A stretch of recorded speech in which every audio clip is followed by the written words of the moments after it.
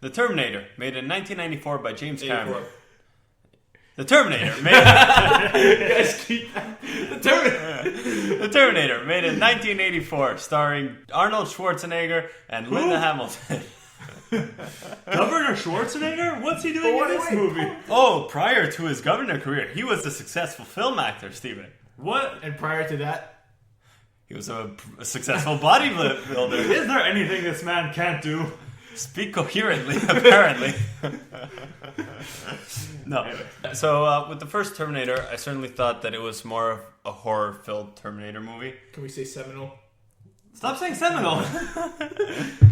Yeah, I mean, like, even that scene where the Terminator gets severely injured and he has to kind of operate on his face. That was really that creepy. was pretty, like, gruesome. And even if you listen to the soundtrack in that scene, it was also very, like, tense sounding. Okay. So, like, the cuts, like, make it sound even more gross, and, like, they're filming it, then you see his face, like, a little decayed. I don't know.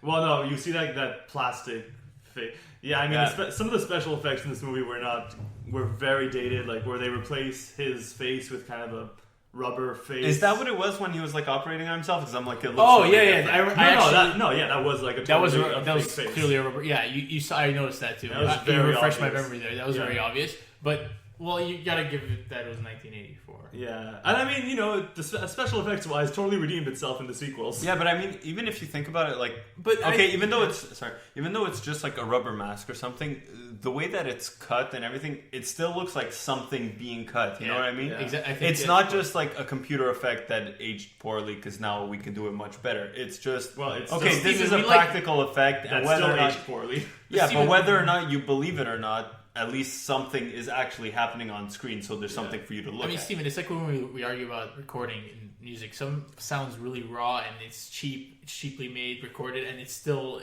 we still like it because of that in some ways. Like, you look at the old punk bands. Yeah, I think it would have been more discouraging for a lot of scenes in the first movie and even in the second one if they would have just, like, put CGI rather than doing something practically. Yeah. No, I just mean that it's just a little moment that kind of took me out of the movie because I'm seeing this clear transition because, okay, this is Arnold's face and he's, doing this operation on himself, and then it cuts immediately to the prosthetic face and it totally looks ridiculous, and it didn't even really feel like a scene that needed to be in the movie. Like, he didn't necessarily have to cut his... No, but I think show how powerful he actually is. He could no, but I think that's when it goes back to the horror element. Yeah, that, exactly. Okay, well now there's a bit of mutilation, like a little bit of gore, so that way you can, like, turn some stomachs. I don't know. I mean, for sure it started off like that for me, but, like, then just when they show the cut of his full face with the eye off and, it's just clearly a rubber mask over a robot eye, it took me out of it a little bit.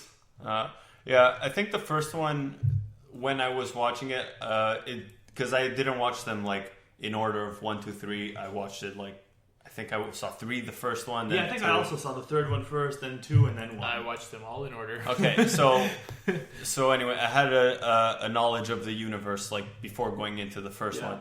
So I think what's really cool is the beginning. If you're coming into this series completely blind and you don't know anything about the franchise, there's just 2 people who are, like, coming out of nowhere, and you don't know what either of their intentions are. So when you finally get to the scene of they both meet each other in the bar where Sarah is, I think that's like, okay, now you finally see who's good and who's bad here. Even though Arnold, like, kind of comes off more as the villain because I think he killed people before he met Sarah. But now you're finally understanding what's happening. Yeah, they use that as character development for him. As they show how destructive he is he goes around just killing random people where he gets his calls, if you recall. I wanted to bring up another point of I solemnly believe that Arnold is born to play this role. Yeah. Like, when he speaks, it's like that Austrian accent can be off-putting, but it sounds very robotic. Yeah, that's exactly what it's you're perfect looking for the role. Right. Like I said, I thought he's born to play this role. Yeah. So this movie does something great. Like, for the whole runtime of this movie, things are just constantly moving forward. Yeah, the pace is... I think it's one of the best paced movies. For sure, for action sci-fi. And I would say probably this whole franchise in general is extremely well paced. Well, the first 3. The real part of the franchise. The first 2. Yeah. I'll argue with you about the third one later. Okay. But yeah, I mean, it's really well paced. You constantly feel like, okay, the Terminator shows up and he's moving closer and closer to Sarah.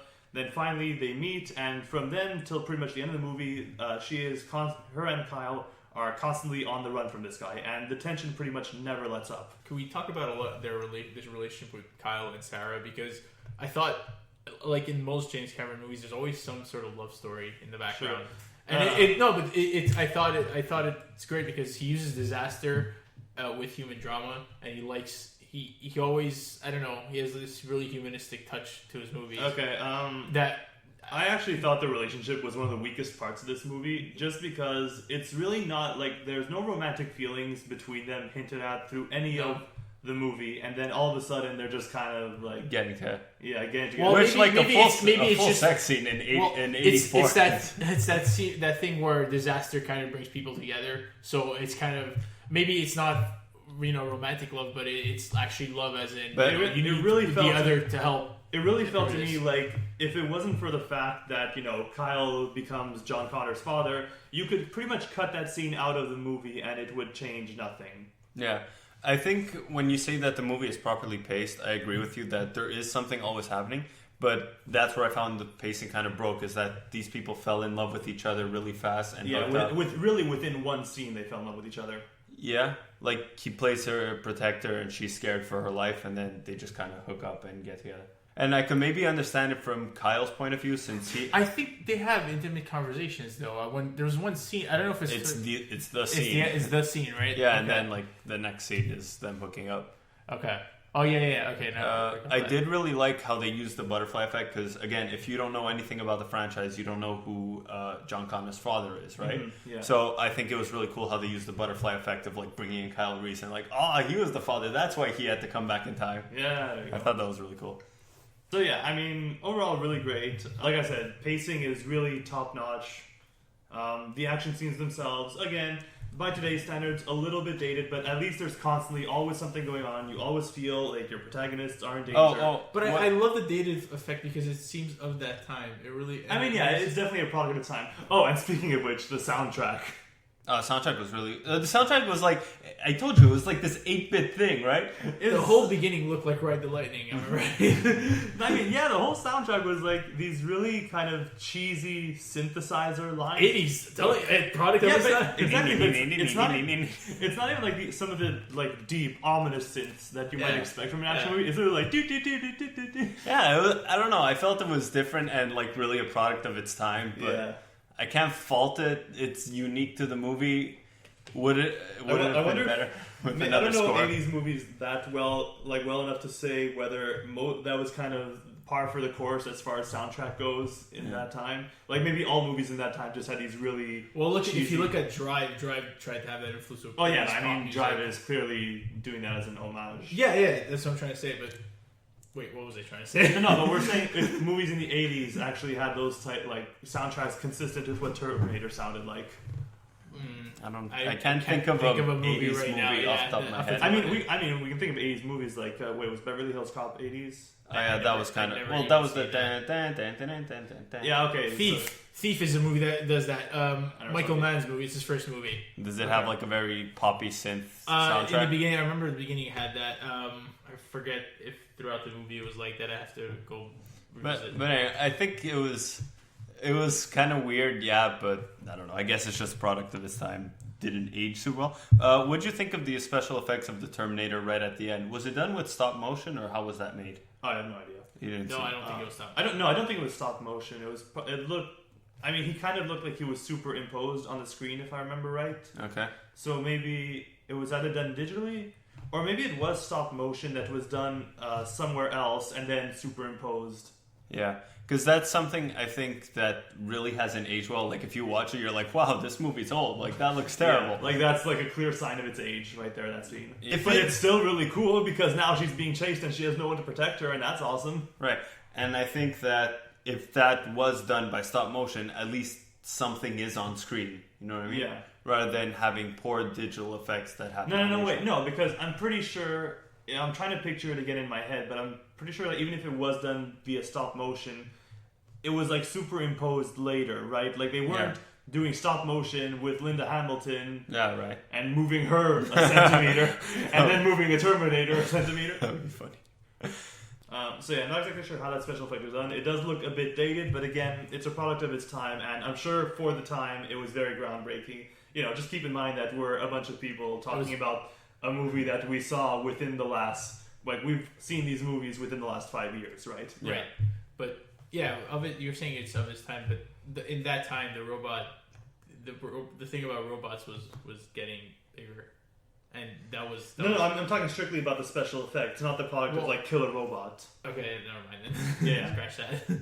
So yeah, great stuff at the end. You kind of get attached to Kyle Reese as this protector figure throughout the movie. Then, unfortunately, at the end, he dies trying to protect her, and then she kind of has to summon up the strength to finish off the Terminator. And which I think is really good for the Sarah Connor character, and what James Cameron does in his first two movies is that he makes the female character really strong.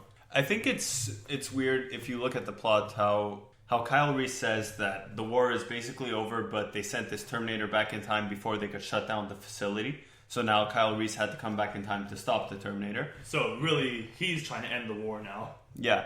And then I think it's interesting the way that the movie ends, that now Sarah Connor, now being pregnant with John Connor and knowing of the future, has to prepare for the future to come. Yeah. And she didn't, I guess at the end of the movie, I guess she doesn't really feel like things are safe yet. Yeah. Right. Like now that she knows what the future is and what's in store for her. Like she still doesn't feel like they stopped. That's right. The rise of the machines by the end. Well, they didn't stop the rise of the machines because Skynet is going to happen no matter what. Yeah. But at least now she's aware of it and has to develop John Connor into this commander. Uh-huh. And that's where we leave things for Terminator 1. Next, we'll go forward into the future for Terminator 2, Judgment Day.